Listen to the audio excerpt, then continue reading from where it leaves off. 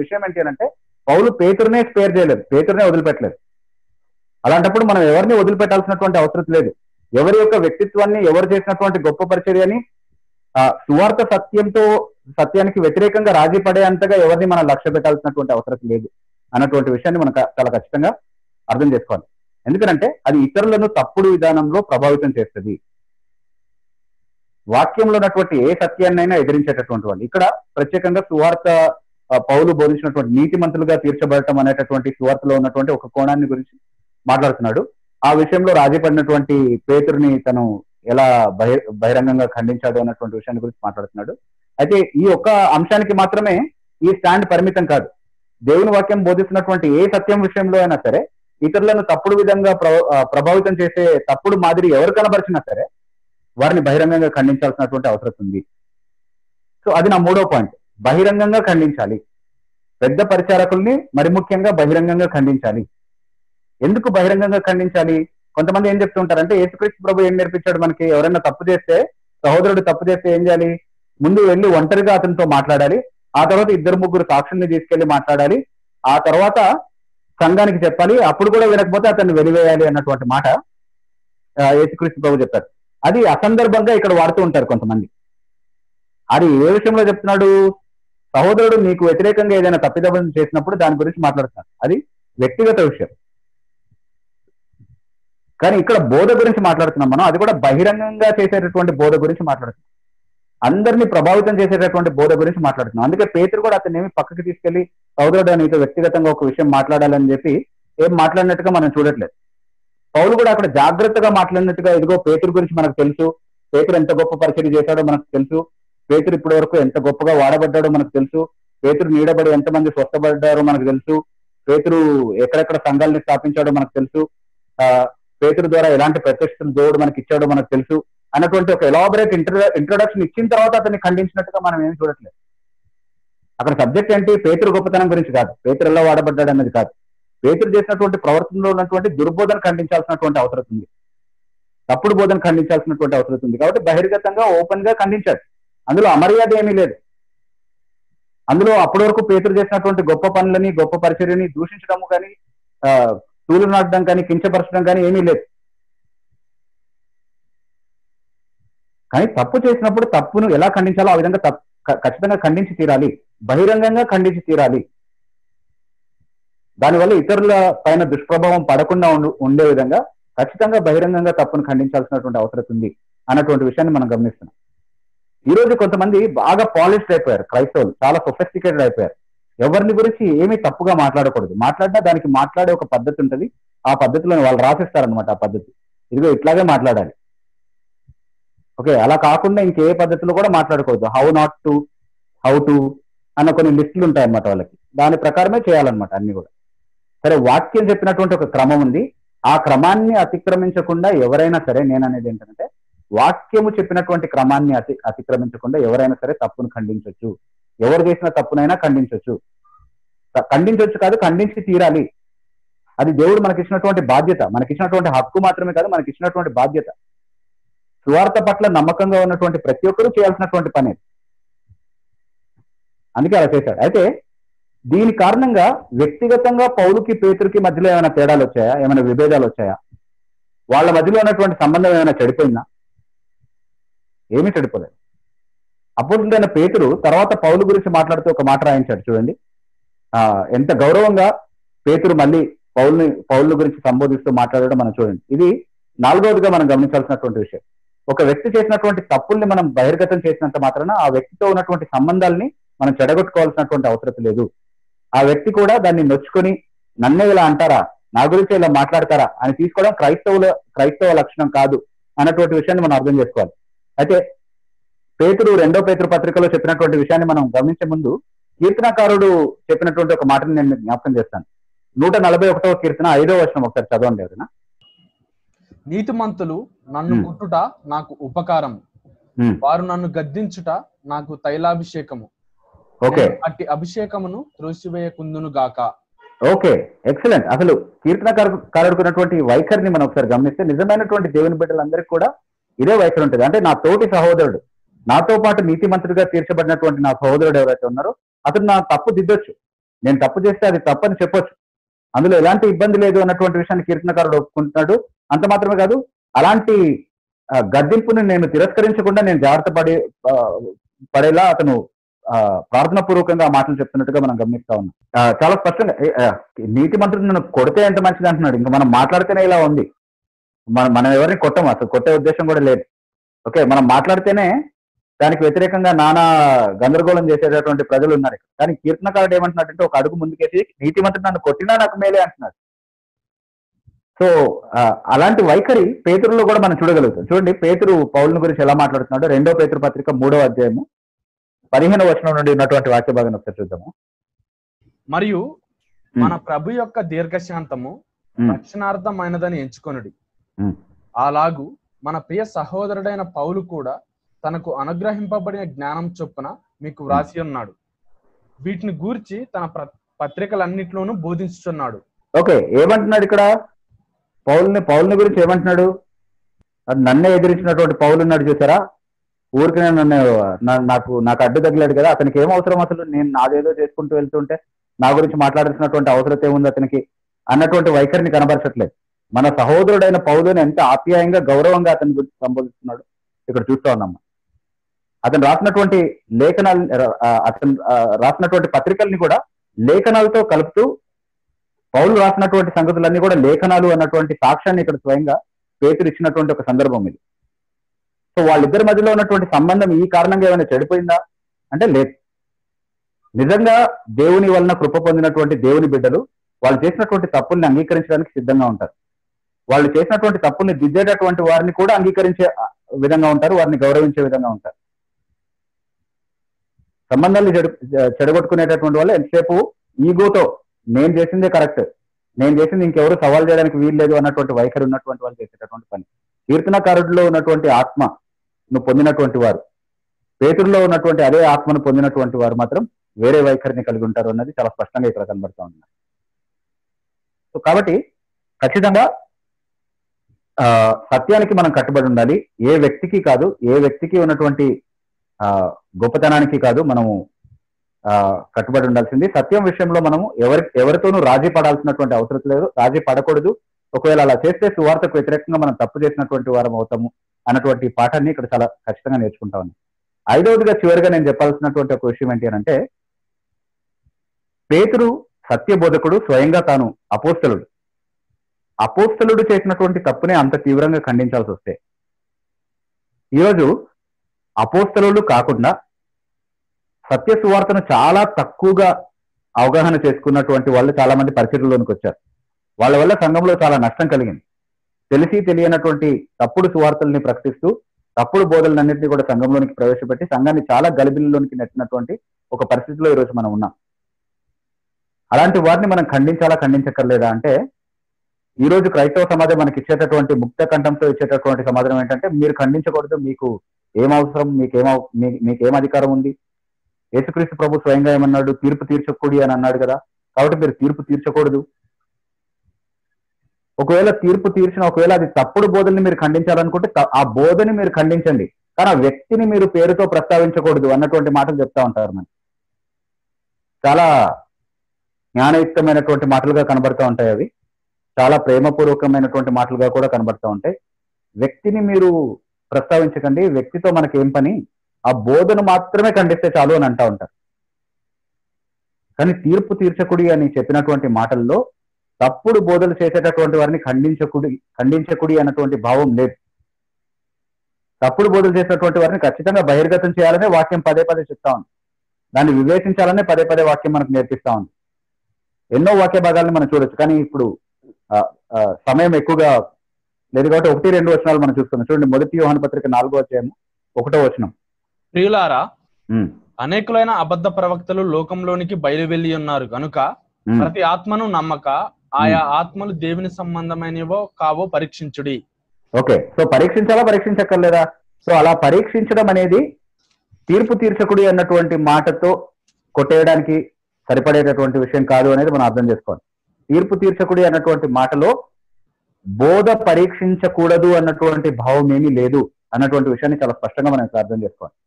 అంతేకాకుండా అపోస్తలులు కాకుండానే, అంటే నిజ బోధకులు కాకుండానే తాము బోధకులు అని చెప్పి ఎవరైతే సంఘంలోనికి చొరబడ్డారో వారిని పరిశీలించి వారిని తప్పుడు బోధకులుగా ఒకవేళ మనం బహిర్గతం చేయగలిగితే అది సంఘానికి చాలా ఉపయోగపడే పరిచర్య అని, అది యేసుక్రీస్తు ప్రభు స్వయంగా ఆమోదించే పరిచర్య అని మనకి చాలా స్పష్టంగా తెలుస్తుంది. చూడండి, ప్రకటన గ్రంథం 2వ అధ్యాయంలో 2వ వచనంలో ఏమంటున్నాడు చూడండి. ఎఫెసు సంఘాన్ని అభినందిస్తూ యేసుక్రీస్తు ప్రభు కొన్ని మాటలు రాయించాడు. వాళ్ళ గురించి, వాళ్ళు చేసినటువంటి క్రియలను గురించి కొన్ని మాటలు రాయించాడు. ప్రకటన గ్రంథం 2వ అధ్యాయం 2వ వచనం. నీ క్రియలను, నీ కష్టమును, నీ సహనమును నేను ఎరుగుదును. నీవు దుష్టులను సహింపలేవనియు అపోస్తలులు కాకయే తాము అపోస్తలులమని చెప్పుకొని వారిని పరీక్షించి వారు అబద్ధికులని నీవు కనుగొంటివనియు, నీవు సహనము కలిగి నా నామం నిమిత్తము భారం భరించి అలయలేదని నేను ఎరుగుదును. ఓకే, సో అపోస్తలులు కాకయే తాము అపోస్తలులని చెప్పుకున్నటువంటి వారిని వీళ్ళు గుర్తించారు, వాళ్ళని బహిర్గతం చేశారు. అలా చేసినందుకు వాళ్ళని అభినందిస్తున్నట్టుగా మనం చూస్తా ఉన్నాం ఇక్కడ స్వయంగా యేసుక్రీస్తు ప్రభు. ఒకవేళ అది మనం చేయకూడని పని అవుతే యేసు ప్రభు ఏమని ఉండేవాడు? ఇక్కడ మీరు ఇలా చేయడం నేను సహించలేను, అసలు నేను మీకు చెప్పలేదా తీర్పు తీర్చకూడదు అని చాలా స్పష్టంగా చెప్పాను కదా, నేను వచ్చిన తర్వాత తీర్పు తీరుస్తాను కదా, మీకెందుకు అంత తొందర? వాళ్ళు అబద్ధికులు అయితే మీకెందుకు, నిజ బోధకులు అయితే మీకెందుకు, మీరు కేవలం సంఘానికి వెళ్ళి ఆరాధన చేసుకుని వస్తే సరిపోదా, వాళ్ళ వాళ్ళ వాళ్ళ గొడవ అంతా మీకెందుకు, మీ పని మీరు చూసుకోండి అని చెప్పుండే వాళ్ళు. అలా చెప్పలేదు. మీరు వారిని అబద్ధికులను గుర్తించారు, అందును బట్టి నేను మిమ్మల్ని అభినందిస్తాను అంటున్నాను. యేసుక్రీస్తు ప్రభు అభినందించే పరిచర్యలో భాగమైనటువంటి ఒక విషయం ఏంటంటే అబద్ధికులను గుర్తించడం, అబద్ధ బోధను బహిర్గతం చేయడం. అది ఖచ్చితంగా మనం చేయాల్సినటువంటి అవసరం ఉంది అని వాక్యం మనకు నేర్పిస్తా ఉంది. అందుకే కొంతమందిని పేరుతో కూడా అపోస్తలుడైన పౌలు బహిర్గతం చేసినట్టుగా మనం చూస్తా ఉన్నాం. ఉదాహరణకు చూడండి, 1 తిమోతి పత్రికలో 1వ అధ్యాయము చివరి 2 వచనాలు ఒకసారి చదువుదాం. 18, 19 వచనాలు. నా కుమారుడు అయిన తిమోతి, నీవు విశ్వాసమును మంచి మనస్సాక్షి కలిగిన వాడవై నిన్ను గూర్చి ముందుగా చెప్పబడిన ప్రవచనములు చొప్పున ఈ మంచి పోరాటము పోరాడవలనని వాటిని బట్టి ఈ ఆజ్ఞను నీకు అప్పగించుచున్నాను. అట్టి మనస్సాక్షిని కొందరు త్రోసివేసి విశ్వాస విషయమై ఓడబద్దలైపోయిన వారి వలె చెడియున్నారు. వారిలో హుమనయును అలెగ్జాండర్ను ఉన్నారు. వీరు దూషింపకుండా శిక్షింపబడుటకై వీరిని సాతానుకు అప్పగించి తిని. ఓకే, పేరుతో ప్రస్తావించాడా లేదా ఎవరైతే విశ్వాస భ్రష్టులయ్యారో వాళ్ళని? ఖచ్చితంగా పేరుతోనే బహిర్గతం చేసినట్టుగా మనం చూస్తాం. అంత మాత్రమే కాదు, చూడండి 2వ తిమోతి పత్రిక 4వ అధ్యాయము 10వ వచనం ఒకసారి చూడండి. దేమా ఇహలోకమును స్నేహించి నన్ను విడిచి తెస్సలోనికకు వెళ్ళాను. ఓకే, సరే చాలు. అక్కడ పేరుతో ప్రస్తావించడం లేదా దేమాని? అలాగే 4వ అధ్యాయంలోనే 14వ వచనం నుండి ఒకసారి చదువుదాం. అలెగ్జాంద్రు అను కంచరివాడు నాకు చాలా కీడి చేశాను. అతని క్రియల చొప్పున ప్రభు అతనికి ప్రతిఫలం ఇచ్చును. అతని విషయమై నువ్వు జాగ్రత్తగా ఉండుము. అతడు మా మాటలను బహుగా ఎదిరించాను. సో సత్య విషయమైనటువంటి సువార్తని, సత్యానికి తగినటువంటి మాటల్ని ఎవరైతే వ్యతిరేకిస్తారో, ఎవరైతే దానికి భిన్నమైనటువంటి ప్రవర్తన కలిగి ఉంటారు, అలాంటి వారిని పేరుతో సహా బహిర్గతం చేయడం మాత్రమే కాకుండా వారి విషయంలో నువ్వు కూడా జాగ్రత్తగా ఉండు అని చెప్పడం అపోస్తలీయ పద్ధతి. ఎందుకు వారిని బహిర్గతం చేస్తాము అని అంటే, ఇదిగో నాకు వాళ్ళు కీడు చేశారు, లేకపోతే సత్య విషయంలో వాళ్ళు ఇలా తప్పుగా మాట్లాడారని చెప్పడం గురించి మాత్రమే కాదు, నువ్వు కూడా వాళ్ళ విషయంలో జాగ్రత్తగా ఉండు అని చెప్పడం కోసం. కాబట్టి వాక్యంలో మనకు చాలా స్పష్టంగా మనం చూసుకున్నటువంటి ఈ లేఖనాల ఆధారంగా మనం నేర్చుకునేటటువంటి సత్యం ఏంటి అని అంటే, మనము కేవలం అపోస్తలులు ప్రకటించినటువంటి సువార్తకు, అపోస్తలుల ద్వారా, ప్రవక్తల ద్వారా దేవుడు మనకి ఇచ్చినటువంటి బైబిల్లో ఉన్నటువంటి సత్యాలకు నమ్మకంగా కట్టుబడి ఉండాలి. ఈ విషయంలో ఎవరు తప్పు చేసినా వారితో రాజీ పడడానికి వీల్లేదు. ఈ విషయంలో ఎవరు తప్పు చేసినా వారిని లక్ష్య పెట్టాల్సినటువంటి అవసరం లేదు. వాళ్ళ సత్య బోధకులే కావచ్చు, అబద్ధ బోధకులే కావచ్చు. బోధించింది అబద్ధమైనప్పుడు, లేకపోతే వాళ్ళ ప్రవర్తన సత్య బోధన అనుసరించి లేనప్పుడు ఖచ్చితంగా దాన్ని ఖండించి బహిర్గతం చేయాల్సినటువంటి అవసరం ఉంది. చాలా సార్లు అది ఇతరులను కూడా ప్రభావితం చేసేటటువంటి పొరపాటు అయినప్పుడు బహిరంగంగానే దాన్ని ఖండించాల్సినటువంటి అవసరం ఉంది. పేరు చెప్పి మరి ఖండించాల్సినటువంటి అవసరం ఉంది. ఆ వ్యక్తి పేరు ఏమైపోతుందా, ఆ వ్యక్తి అప్పటి వరకు చేసినటువంటి పరిచయం ఏమైపోతుందా అన్న దానికంటే కూడా అతను చేసినటువంటి తప్పు వల్ల కలిగేటటువంటి దుష్ప్రభావం సంఘం మీద ఉండకుండా చూడాల్సినటువంటి అవసరత, బాధ్యత మనందరి మీద ఉంది అన్నటువంటి విషయాన్ని చాలా స్పష్టంగా మనం ఇక్కడ చూస్తా ఉన్నాం.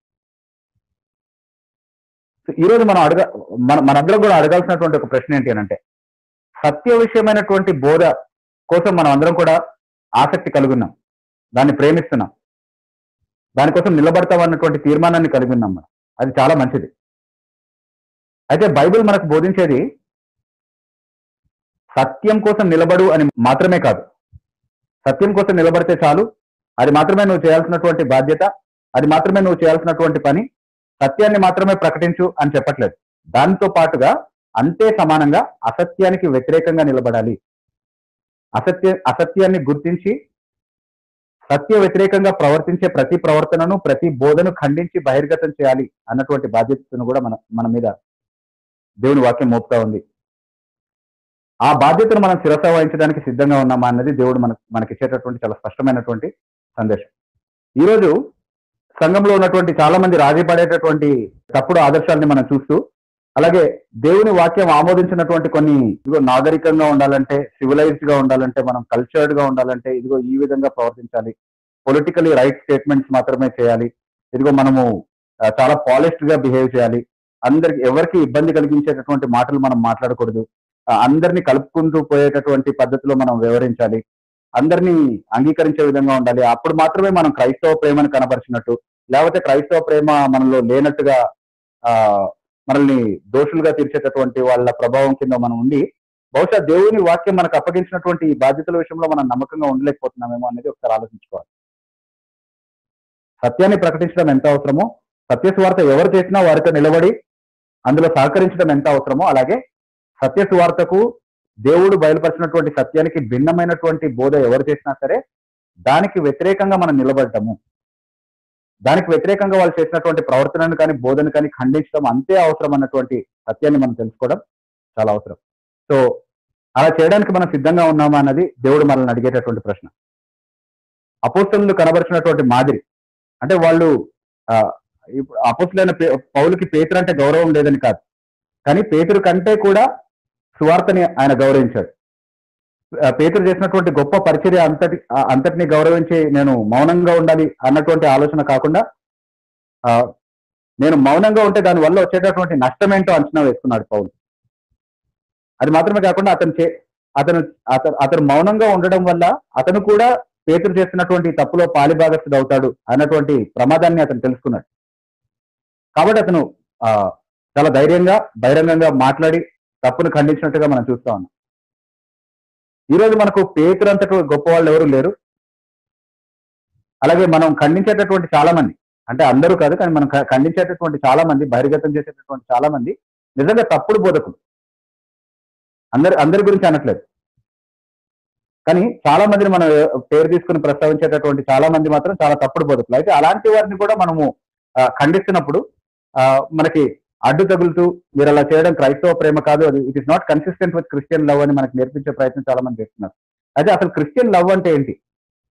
మనము తరచుగా క్రైస్తవ ప్రేమను గురించి మాట్లాడేటప్పుడు మొదటి కొరింథీ పత్రిక 13వ అధ్యాయంలో ఉన్నటువంటి క్రైస్తవ ప్రేమకు ఉన్నటువంటి లక్షణాలన్నీ కూడా మాట్లాడుతూ ఉంటాము. కానీ అందులో ఉన్నటువంటి ఒక సూక్ష్మమైనటువంటి విషయాన్ని ఎప్పుడు కూడా మర్చిపోతా ఉంటాం. ఒకసారి మళ్ళీ దాన్ని దుర్నీతి విషయమై సంతోషపడక సత్యము నందు సంతోషించును. ఓకే, సో చాలా స్పష్టంగా ఇక్కడ మనం అర్థం చేసుకున్న విషయం ఏంటి అంటే క్రైస్తవ ప్రేమకు బైబిల్ ఇచ్చేటటువంటి నిర్వచనం ఏంటి అంటే అది దుర్నీతి యందు ఆనందించదు, సత్య విషయంలోనే సంతోషించేదిగా ఉంటది. సో ఏ ప్రేమ అయితే సత్య విషయంలో సంతోషించకుండా దుర్నీతి విషయంలో రాజీ పడుతుందో, దుర్నీతి చేసేటటువంటి దేవుని సత్యానికి వ్యతిరేకంగా కూడా ప్రవర్తించే వారితో కూడా రాజీ పడే విధంగా ఏదైతే ప్రేమ అని మనం పిలుస్తున్నామో అది క్రైస్తవ ప్రేమ కాదు. క్రైస్తవ ప్రేమను కూలద్రోయడానికి సాతాను ప్రవేశపెట్టినటువంటి ఒక నకిలీ అన్నటువంటి విషయాన్ని మనం చాలా స్పష్టంగా అర్థం చేసుకోవాలి.